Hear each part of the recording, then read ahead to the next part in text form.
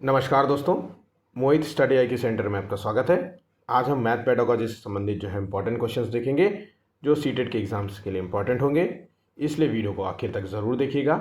Pedagogy के questions हैं और कुछ मैथ के क्वेश्चंस हैं जो सबसे ज़्यादा एग्जाम्स में पूछे जाते हैं। ठीक है, तो आइए इनको देखते हैं, इनको सॉल्व करने का प्रयास कीजिए। वीडियो अच्छा लगे तो प्लीज़ वीडियो को लाइक करिएगा। 40 लाइक्स का टारगेट है, लाइक मोटिवेशन के लिए, ताकि हम डेली आपके लिए इसी प्रकार से नए टॉपिक्स लेकर के आते रहें, पेपर्स लेकर के आते रहें। मैं डेली आपको सीटेट के लिए जो है कंप्लीट जो है आपको मतलब वीडियोस प्रोवाइड करता हूं। एक छोटे से छोटे टॉपिक को भी कवर करने का प्रयास करता हूं, ताकि वहां से अगर कोई क्वेश्चन आए उस छोटे से टॉपिक में भी, तो कोई क्वेश्चन आपका गलत ना हो। मतलब पढ़ने वाले बच्चा ये ना सोचे कि जो है सर इस टॉपिक से क्वेश्चन आता था और आपने ये टॉपिक नहीं कराया। तो जो पढ़ने वाला होगा वो एक एक वीडियो जो है अच्छे से देखेगा। कल मैंने जो है भारत की विविधता से संबंधित जो है एक वीडियो डाला था, उसको आपको ज़रूर देखना चाहिए, क्योंकि वहाँ से आपको 1 2 3 क्वेश्चन तक देखने को मिलते हैं। मैं आपसे कह रहा हूँ 3 क्वेश्चंस भी आते हैं। ठीक है, तो 3 क्वेश्चन 15 क्वेश्चन में से 15 क्वेश्चन तो पेडागोजी के होते हैं, 15 क्वेश्चन जो है इस तरीके के क्वेश्चन आते हैं। तो आपके लिए बहुत अच्छा रहेगा कि ऐसे क्वेश्चन आपको देखने चाहिए। ठीक है, कमेंट कीजिए, अपने दोस्तों के साथ शेयर कीजिए इस वीडियो को ज़्यादा से ज़्यादा, ताकि वो भी इस वीडियो का लाभ ले सके। और चैनल को सब्सक्राइब नहीं किया तो प्लीज़ उसको भी कर लीजिएगा। चलिए, पहला क्वेश्चन है जो कि एक सामान्य क्वेश्चन है लेकिन बहुत पूछा जाने वाला क्वेश्चन है। इसकी भाषा कुछ भी बदल सकते हैं, ठीक है, लेकिन क्वेश्चन का जो नेचर होता है कि गणित क्यों पढ़ानी चाहिए, एक सीधा सीधा एक ही लाइन में, भैया बच्चों को गणित क्यों पढ़ानी चाहिए। अब इसको चाहे जैसे पढ़ा दो कि एक पेरेंट्स जो है अक्सर इस बात पर ज़्यादा जोर देता है कि मैं अपने बच्चे को गणित के ज़्यादा जो है चीज़ों को जो है पढ़ाऊँ, गणित में मेरा बच्चा बहुत अच्छा हो। तो इसका वजह क्या होता है, इस तरीके से क्वेश्चन पूछ सकता है। तो यही है कि गणित शिक्षण का मुख्य उद्देश्य क्या है, एक बिल्कुल सिंपल सा क्वेश्चन के रूप में। लेकिन आपको इस बात ध्यान रखना, ये क्वेश्चन बहुत ही इंपॉर्टेंट है, इसको बिल्कुल हल्के में मत लीजिए। बेशक आपको सही आंसर पता होगा, तो केवल जहां पे है वहां तो हटा ही दिया करो पहले ही, और नंबर हासिल करना ये भी हटा दिया करो टैग वर्ड के रूप में।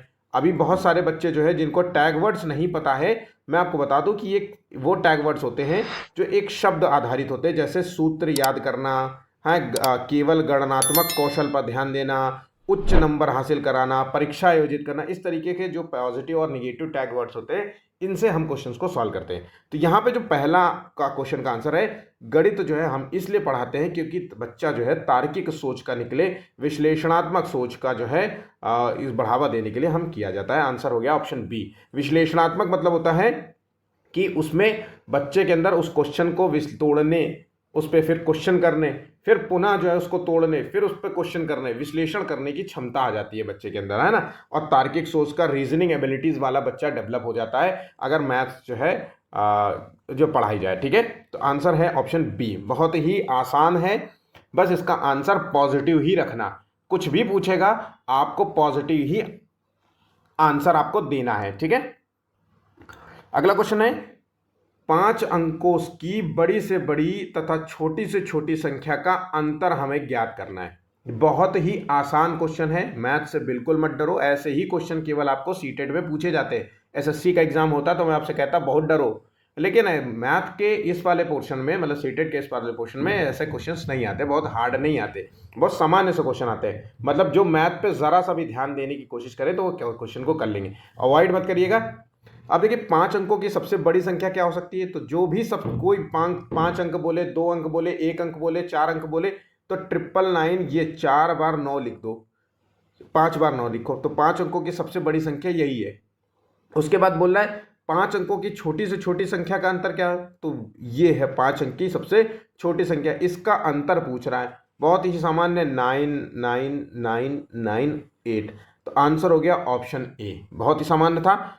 ठीक है, तो इस तरीके से चीज़ों को, अच्छा ये क्वेश्चन जो मैं करा रहा हूँ, ये अभी जैसे दूसरा नंबर का क्वेश्चन था, इसको नोट कर लिया करो, क्योंकि मैं आपको बता रहा हूँ कि आपको मान लीजिए मैं पूरे पेपर्स कराते कराते 50 60 70 क्वेश्चन करा दूँ, 80 90 100 करा दूँ क्वेश्चन ऐसे ही, तो ये क्वेश्चन आप पेपर से पहले रिवाइज कर लेंगे कि अच्छा ये सर क्वेश्चन कराया था तो इसका आंसर इस तरीके से हमें देना है। तो ऐसे क्वेश्चन जब मिलेंगे ना आपको, तो तुरंत आप सॉल्व कर लेंगे। अगर मैथ अच्छी नहीं है तो मैं ये इस आधार पर बोल रहा हूँ, अगर मैथ अच्छी है, आपने बहुत अच्छी मैथ है, तब तो फिर कोई बात नहीं है, हर बच्चा जो है क्वेश्चन ये कर सकता है। ठीक है, अब ये क्वेश्चन है ए और बी का अनुपात दिया है, बी और सी का अनुपात दिया है, सी और डी का अनुपात दिया है, और ए बी सी डी तीनों का अनुपात पूछ रहा है मिला करके।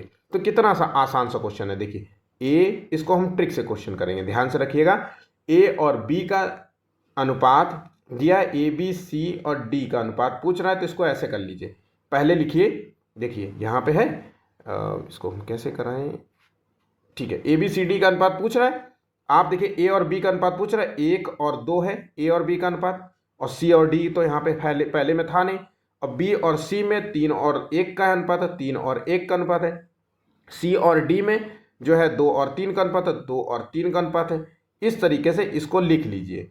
अब देखिए जब ये क्वेश्चन आया अनुपात वाले में, ए बी सी कितने भी संख्या दी हुई, सेम चीज़ लिखना है। अब आपको बी के बगल में जो है खाली है, तो जो संख्या बी में दी गई है वही तुमको सी में लिखनी है। इसको पेन बदल देता हूं, मैं एक काम करता हूं, ठीक है। जो संख्या बी में दी गई वही आपको सी में लिखनी है, और जो संख्या सी में लिखी है आपने वही संख्या डी में लिख देनी है। और इसी तरीके से जो संख्या इस वाली दूसरे वाली वर्षन पे अगर हम आए, तो जो संख्या बी में दी गई है, इससे पहले का जो खाली स्थान है उसमें उसके नियरेस्ट संख्या लिखनी होती है। मतलब आपको लिखनी होगी यहाँ पे 3 नंबर, और यहाँ पे डी में लिखनी होगी वो यहाँ पे 1 नंबर। अब यहाँ पे लिखनी है 2 नंबर, इसी को संख्या को जो है पुनः रिपीट कर देंगे, और ये वाली सेम टू यहाँ। अब मल्टीप्लिकेशन 3 दूनी 6, 6 रेशियो, 3 दूनी 6 दूनी 12 रेशियो, 2 दूनी 4 रेशियो, और इसके बाद 3 दूनी 6 रेशियो।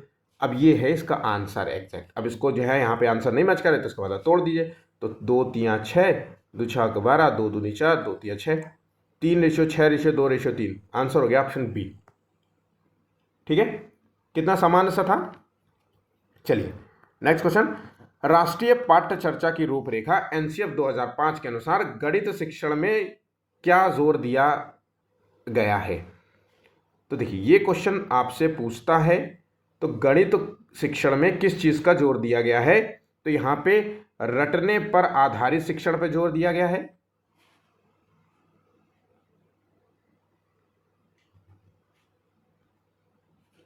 रटने पर आधारित दिया गया बिल्कुल भी नहीं। गणित को दैनिक जीवन से जोड़ना आंसर बताया गया है, तो बिल्कुल यहाँ पे ये आंसर हो सकता है, इसको ध्यान रखते हैं। केवल उच्च स्तर की परीक्षा पर गणित पर ध्यान देना, ये भी बिल्कुल भी नहीं, और केवल लिखित परीक्षाओं पर जोर देना नहीं। तो आंसर हो गया ऑप्शन यहाँ पे बी। जो बच्चे बी यहाँ पे आंसर लगा रहे हैं वो सभी यहाँ पे सही होंगे। ठीक है, देखिए नेशनल करिकुलम फ्रेमवर्क, इससे आपको क्वेश्चंस सीडीपी, ईवीएस, हिंदी पेडा, हर सेक्शन में आपसे क्वेश्चन ये पूछ सकता है। और ये बाकायदा एक टॉपिक है, नेशनल करिकुलम फ्रेमवर्क पूछेगा, और राष्ट्रीय शिक्षा जो है पूछेगा, आपको नई शिक्षा नीति के संबंध में क्वेश्चन पूछेगा, है ना। तो ये टॉपिक से मैं ऑलरेडी एक पूरा कंप्लीट वीडियो मैं आपको बना करके दूंगा। हो सकता है कि कल मैं आपको एक एक करके टॉपिक दूंगा ताकि आपके लिए पढ़ना आसान हो जाए। ठीक है, तो उसको जरूर देखिएगा। चलिए, 20 व्यक्तियों के एक समूह को औसत आयु 3 महीने बढ़ जाती है। ठीक है, तो 20 व्यक्तियों के एक समूह की औसत आयु 3 महीने बढ़ जाती है, जबकि 27 वर्ष की आयु वाला एक व्यक्ति किसी अन्य व्यक्ति द्वारा प्रतिस्थापित किया जाता है। नए व्यक्ति की आयु हमें ज्ञात करना है। अगर आपसे क्वेश्चन इस तरीके से पूछा जाए कि इतने लोगों की आयु जो है बढ़ जाती है, इतने लोगों की आयु इतनी औसतन है, और प्लस उस एक व्यक्ति जो है बीच वाला जो है कोई भी संख्या दे करके उसकी जगह कोई और स्थान ले लेता है, तो इस तरीके का क्वेश्चन अगर आता है, कुछ नहीं करना है, सिर्फ औसत वाले को जो है मल्टीप्लिकेशन करेंगे। इसी तरीके से औसत आयु निकाले जाता है। 360 है, और ये महीना है, मंथ है, इसलिए हम कह सकते हैं कि 12 पंचे 60, ये 5 साल दिया है। ठीक है, 27 साल वाला व्यक्ति अन्य व्यक्ति के साथ मेल खाता है, तो यहाँ पे 27 + 5 कितना हो गया, 32 साल। आंसर हो गया ऑप्शन ए। गणित में कंस्ट्रक्टिविज्म या कंस्ट्रक्टिविस्ट जो है अप्रोच का क्या अर्थ है। ये उसका मतलब होता है रचनावाद। ठीक है, तो ये क्या मतलब होता है, यहाँ पे एक तरफा ज्ञान पर जोर दिया नहीं जाता। रचनावाद मैं बार बार आपको बताया हूं कि ये शब्द बहुत ही इंपॉर्टेंट है, इस शब्द को नोट कर लो। यहाँ पे मतलब होता है कि बच्चे को स्वयं से करके सीखने के लिए प्रेरित करना, गतिविधियों से सीखने, एक्टिविटी जिसे कहते हैं, एक्टिविटी बेस्ड लर्निंग होता है। तो यहाँ पे इस जो है अप्रोच से क्या मतलब होता है, इससे बच्चे के स्वयं के ज्ञान का निर्माण करने के लिए ये प्रेरित करता है, मतलब बच्चों को स्वयं से सीखने के लिए प्रेरित करता है, मोटिवेट करता है, अपनी गलतियों को सुधारने के लिए मोटिवेट करता है कि भाई जो गलतियां, अगर गलती हुई है तो बेटा इसमें ढूंढो क्या है, देखो आपने कुछ गलती की होगी तभी तो ये आंसर नहीं निकला, ऐसे कुछ बातें होती है। तो ये स्वयं से करने के लिए प्रेरित करता है, करके सीखने के लिए प्रेरित करता है बच्चों को। केवल किताबी ज्ञान, परीक्षा केंद्रित, ये सब बकवास आंसर है। ठीक है, आंसर हो गया ऑप्शन बी। एक क्वेश्चन ये आता है कि कितने वर्ग टाइल की आवश्यकता पड़ती है। आपने अक्सर क्वेश्चन देखा होगा, बहुत ही आसान क्वेश्चन होता है, बस थोड़ा सा, मतलब थोड़ा सा क्वेश्चन क्या है, आसान बहुत है लेकिन थोड़ा लेंदी हो जाता है कैलकुलेशन के तौर पे। पर ये ऐसे क्वेश्चंस जो है ये एग्जाम में ज़्यादा दिए जाते हैं क्योंकि वो चाहते हैं कि आपका थोड़ा टाइम वेस्ट हो और आप इसमें डरें, टाइम वेस्ट हो रहा है, टाइम वेस्ट हो रहा है, अभी मेरा क्वेश्चन का आंसर नहीं आया, इस तरीके से करने के प्रयास करते हैं। तो 7वें का देखिए, 15 मीटर 17 सेंटीमीटर लंबा है और 9 मीटर और 2 सेंटीमीटर चौड़ा है। तो ये एक कमरे की छत का जो है वर्गाकार टाइल्स की लगाने की ज़रूरत है। तो पहले तो हम इस कमरे की छत का क्या निकाल लेंगे, इस कमरे की छत का हम निकाल लेंगे क्षेत्रफल। ठीक है, तो 15 मीटर और 17 सेंटीमीटर एग्जैक्टली लिखा क्या है, तो 1 मीटर में 100 सेंटीमीटर होते, इस तरीके से ये देखा जाए तो 15 और 17 ये है टोटल सेंटीमीटर लिखा हुआ है। इसी तरीके से 9 मीटर और 2 सेंटीमीटर लिखा है, 902 सेंटीमीटर लिखा है। ठीक है, अगर इन दोनों का हम मल्टीप्लिकेशन करेंगे तो हमें इन दोनों का पहले तो मल्टीप्लिकेशन करना होगा क्योंकि यही तो क्षेत्रफल है। आयत का क्षेत्रफल क्या होता है, लंबाई गुणे चौड़ाई। तो यहाँ पे इस बात ध्यान रखिएगा, मैं इसको इरेज करने जा रहा हूँ। अब एक बात और याद रखना, टाइल्स का वर्गाकार टाइल्स की जो है निकालना है तो हमें इन दोनों संख्याओं का महत्तम जो है समापवर्तन निकालना होगा, HCF निकालना होगा। HCF निकालने के लिए क्या करना होगा, इतनी बड़ी संख्या को तोड़िए, या तो इस तरीके से निकालिए भाई। तो 902 भाई, अगर बड़ी संख्या है तो जो है 1517,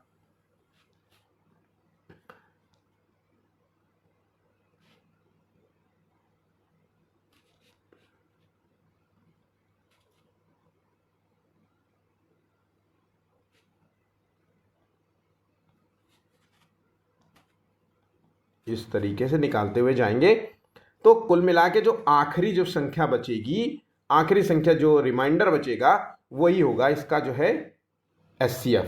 ठीक है, और यहाँ पे हम लंबाई गुणे चौड़ाई बता रहे थे ना, तो 15, बहुत छोटी स्क्रीन है, 1517 इंटू 902 भागे 41 इंटू 41। ठीक, वर्गाकार टाइल्स है क्योंकि वर्ग की जो है R² होता है। ठीक है, इस तरीके से इसको कैलकुलेट करेंगे तो आंसर हो गया 814।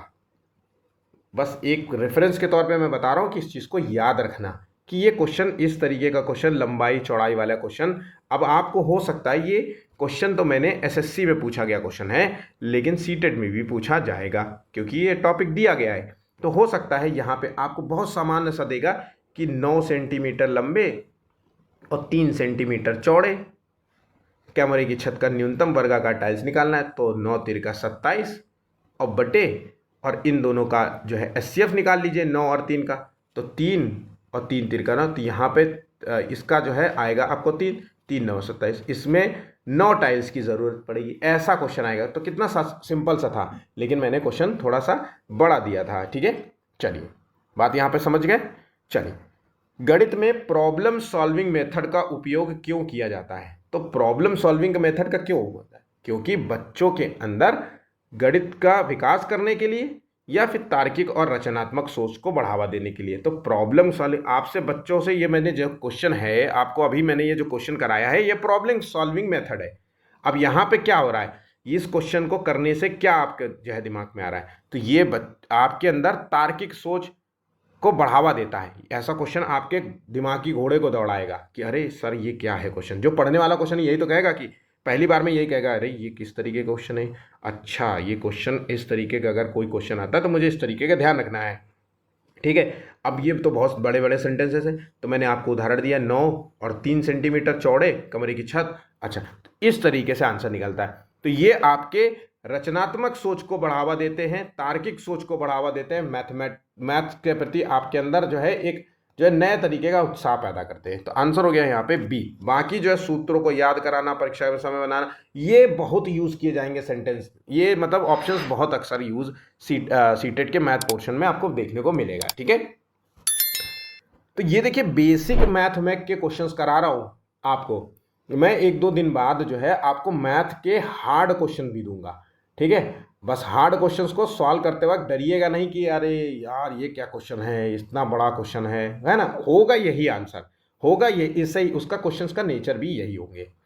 अगला क्वेश्चन है, प्राथमिक स्तर पर गणित शिक्षण में किन शिक्षण सामग्री का उपयोग सबसे प्रभावी होता है। अब देखिए गणित शिक्षण में किस शिक्षण सामग्री का यूज किया जाएगा, तो वैसी सामग्रियां यूज की जाएंगी, किताबें तो यूज नहीं की जाएंगी, या फिर केवल डिजिटल प्रेजेंटेशन या केवल लिखित नोट्स। तो केवल वाला पोर्शन तो तुरंत काट देना, पढ़ना ही मत। क्वेश्चन आपसे पूछ रहा पॉजिटिवली, आपसे पूछ रहा कि भैया मुझे करना क्या चाहिए, तो आप तुम उसको निगेटिव आंसर तो नहीं बताओगे कि भैया पानी से कूद जाओ जा करके, है ना, यार मेरे ज़िंदगी तहस नहस हो रही, मैं क्या करूँ। तो बेटा आपको जो है भरोसा रखना चाहिए अपने अंदर, इसी तरीके पॉजिटिव दोगे ना कि ये कहोगे गंगा जी में कूद जाओ। तो ये ऐसा नहीं होना चाहिए। सेम चीज़ मैं यहीं पे कर रहा हूँ कि यहाँ पे निगेटिव टैग वर्ड्स को तुरंत हटा दें। यहाँ पे आंसर हो गया option B, blocks, counter, model, इस तरीके की चीज़ों को यूज़ करिए। इनके अलावा भी बहुत सारी चीज़ें हैं, है ना, प्रैक्टिकली चीज़ों को जो है सॉल्व करने का प्रयास करिए। ठीक, बहुत सारे जो है वेन डायग्राम हो गया, आकृतियाँ, एबेकस, इस तरीके की चीज़ें जब आप यूज़ करोगे तो आप प्राथमिक स्तर पे बहुत अच्छे तरीके से सीख पाओगे। अबेकस यूज़ करिए, है ना, आपको जो है इस तरीके के जो चार्ट पेन होते हैं जिसमें कील्स लगी होती हैं, तो उनमें जो है आकृतियाँ बनाना सीखिए, है ना, ये सारी चीज़ें हम कर सकते हैं। गणित शिक्षण में एक्टिविटी बेस्ड लर्निंग का क्या काम है, तो एक्टिविटी बेस्ड क्यों कराते हैं, बच्चों को एक्टिविटी क्यों कराते हैं भाई, समय की बर्बादी के लिए कराते हैं नहीं, केवल उच्च शिक्षा उच्च कक्षाओं के लिए ही केवल एक्टिविटी काम आती है, बिल्कुल भी नहीं। केवल टीचर के लिए सुविधाजनक है नहीं, ये बच्चों में इंटरेस्ट पैदा करता है और ज़्यादा से ज़्यादा उसमें जो है भागीदारी बनाता है, उस एक्टिविटी में पार्टिसिपेट करने के लिए मोटिवेट करता है। ठीक है, और एक्टिविटी से क्या होता है, बच्चे लर्निंग, उनकी स्किल्स बेहतर होती है। उससे क्या होता है, जो वो सीखेंगे, करके सीखेंगे। एक्टिविटी तो भैया स्वयं से करनी पड़ेगी, ऐसे थोड़े ना कि चटाई बिछा करके कोने में बैठ जाओगे। तो एक्टिविटी तो आपको पार्टिसिपेट करना पड़ेगा। जब पार्टिसिपेट करेंगे तो ऑब्वियसली उनके सीखने की क्षमता भी बेहतर होगी, है ना। संपूर्ण विकास के लिए महत्वपूर्ण होता है एक्टिविटी, उसकी शारीरिक ग्रोथ के लिए भी इंपॉर्टेंट होता है, उसके सामाजिक ग्रोथ के लिए भी इंपॉर्टेंट होता है। सोशली एक्टिव भी हो जाता है बच्चा, सामाजिक रूप से भी अंतःक्रिया करने लगता है एक दूसरे से, है ना, इंटरेक्ट करने लगता है। तो ये सारी चीज़ें वहाँ पर होती हैं। एक आयत की लंबाई को 25% बढ़ा दिया गया तो उसकी चौड़ाई को कितने प्रतिशत कम कर दिया जाए ताकि उसके क्षेत्रफल में कोई प्रभाव ना पड़े। तो एक आयत की लंबाई को 25% बढ़ाया गया, मतलब 100 था तो 25 हो गया, उसकी लंबाई को कितने प्रतिशत कम कर दिया जाए कि उसके क्षेत्रफल में कोई प्रभाव ना पड़े, यही क्वेश्चन पूछ रहा है। तो मान लीजिए उसका क्षेत्रफल 100 है, तो हम सिर्फ कह रहे हैं इसको, क्वेश्चन को अगर हम पढ़ें तो 25/100 और उतना जितना बढ़ाया गया था आंसर। बल्कि मैं आपको बताऊं कि अगर ऐसा क्वेश्चन आ जाए कि ए बी से इतना परसेंट बढ़ जाता है, बी और ए का जो है कितना परसेंट कमी होगी, और इस तरीके का क्वेश्चन अगर आपसे आता है कि एक संख्या बढ़ा दिया जाए और चौड़ाई को कितने परसेंट कम कर दिया जाए कि क्षेत्रफल में कोई भी क्वेश्चन इसी रूप में आए, तो आपको सिर्फ क्या करना है, ऊपर जो संख्या बढ़ाने की बात कर रहा है, नीचे जो है 100 में 25 जोड़ देना है। तो 25/125 हो गया, इंटू 100, तो आंसर हो गया 25/125, 20%। आंसर हो गया 20%। ठीक है, ऑप्शन यहाँ पे डी सही जवाब होगा। जोन ऑफ प्रॉक्सिमल डेवलपमेंट मैंने आपको सीडीपी में कराया था। गणित में शिक्षण का क्या महत्व, देखिए वाइगोस्की ने जो सिद्धांत दिया था वो 3 बातें बताई थी। सामाजिक जो है सांस्कृतिक सिद्धांत को जाने दीजिए कॉग्निटिव डेवलपमेंट में, उसके तहत इन्होंने बताया था कि बच्चे के कॉग्निटिव डेवलपमेंट में 3 चीज़ें भी रोल अदा करती हैं, ZPD, MQ और स्कैफोल्डिंग। इससे क्वेश्चन आपको एक जो है दिया जा सकता है। तो ये बात याद रखना, ZPD का मतलब होता है हेल्प की मदद से बच्चे को कार्य कराना, और स्कैफोल्डिंग का मतलब होता है अस्थायी हेल्प देना, थोड़ी देर के लिए कुछ हेल्प दे दिया ताकि बच्चा सपोर्ट ले ले। जैसे हम अक्सर कहते हैं ना, साइकिल चलाते वक्त थोड़ा सा अस्थायी हेल्प देते हैं, थोड़ा सपोर्ट, गिरने से पहले थोड़ा हाथ भर लगा देते हैं, फिर से बच्चा जो है उस पर सपोर्ट पे आगे चलने लगता है। थोड़ा सा टोक टोक के कराना सिखाना। एमकेओ में क्या होता है, बच्चे के लिए अकेले के बस का नहीं है वो काम, लेकिन कोई नॉलेज उससे भी ज़्यादा नॉलेज वाला, उस टॉपिक से रिलेटेड नॉलेजेबल व्यक्ति उसको बढ़ाता है, सिखाता है, तो वो चीज़ें सीख जाता है। तो ये 3 बातों को याद रखिएगा। जेडपीडी में और जेडपीडी और स्कैफ फोल्डिंग का मतलब अंतर एक ही है ना। तो यहाँ पे बात याद रखिएगा, ये छात्रों की वर्तमान समझ या संभावित समझ के बीच का क्षेत्र है। ये केवल और ये शिक्षण शैली को तुरंत काट दो। ये प्रतिभाशाली छात्रों के लिए लागू होता है, ये लिखित परीक्षाओं के लिए उपयोगी होता है, बिल्कुल भी नहीं। एक्चुअली क्या होता है कि ये वर्तमान जो है समझ, जो बच्चों के अंदर जो इस समय समझ है जो आता है, और संभावित समझ के बीच का क्षेत्र होता है। ऑप्शन यहाँ पे ए सही जवाब होगा। ठीक है। गणित शिक्षण में मूल्यांकन का क्या उद्देश्य है, पहला क्वेश्चन, लेकिन क्वेश्चन का ऑप्शंस बदल दिया। अब यहाँ पे मूल्यांकन क्यों किया जाता है बच्चों का? मूल्यांकन इसलिए किया जाता है ताकि हम बच्चे की ग्रोथ, प्रगति का आकलन कर सके। और जब हम आकलन करेंगे और हमें उसमें कोई भी कमियां अगर नजर आएंगी तो हम उसमें सुधार करेंगे, निदान करेंगे। तो कमियों का समझ, विकसित बच्चे की समझ का पता कर लगाने के लिए और प्रगति का आकलन करने के लिए हम मूल्यांकन करते हैं। ऑप्शन यहाँ पे बी सही जवाब होगा। एक बल्लेबाज ने 6 पारियों में निम्नलिखित संख्या में रन बनाए हैं इतने, और एक पारी में उसके द्वारा बनाए गए रनों का माध्य क्या होगा? बहुत ही आसान है। अगर माध्य से क्वेश्चन आए तो क्वेश्चन ऐसे ही आएगा। तो बहुत सारी संख्याएं दी हुई हैं, इन सभी संख्याओं को आप जोड़ लीजिए। इन सभी संख्याओं को आप जोड़ेंगे, 5 6 5 11 11 11 5,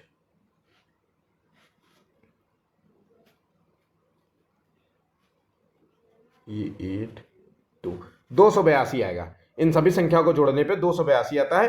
अब टोटल संख्या कितनी है? 1 2 3 4 5 6, तो 6 से डिवाइड कर देंगे। टोटल संख्या बटे जो है टोटल नंबर ऑफ संख्या। ठीक है। और इसको डिवाइड करने के बाद जब हम इसको कटपिट करेंगे तो यहाँ पे आंसर हो गया 47। ऑप्शन यहाँ पे बी सी सही जवाब होगा। ठीक है, 47।